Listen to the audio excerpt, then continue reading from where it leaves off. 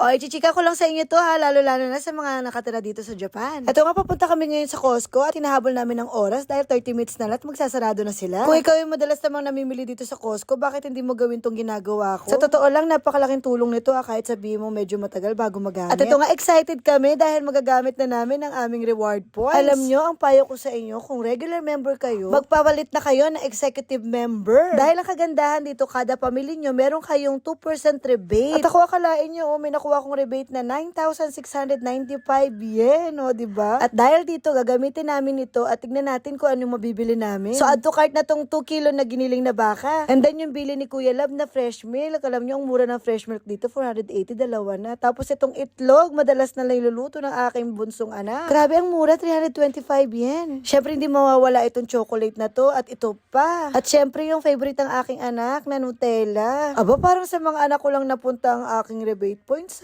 Pero okay nga lang dahil wala nga akong babayaran. Kung tutuusin talaga, mas pricey yung membership ng executive dahil mas mahal siya ng 5,000 yen. Pero tignan nyo naman, no? Mas worth it naman at hindi pa ako madalas mamili niyan, ha? Ang laki ng nakukuha kong rebate. And what more pa kaya kung madalas din ako mamili dito sa Costco, ha? Baka hindi lang abutin to ng isang lapad. Naku, mas marami pa. And wow, meron pa ako natitirang points. So next time ko na ipamimili yan. Hinabol lang talaga lang namin kasi dahil nga excited lang talaga akong gamitin yung points ko. O tignan mo, saya-saya ni Bunso. So nakita nyo kung anong pinamili ko, 'di ba? Worth it. At ito pa nga, meron pang palibreng bag.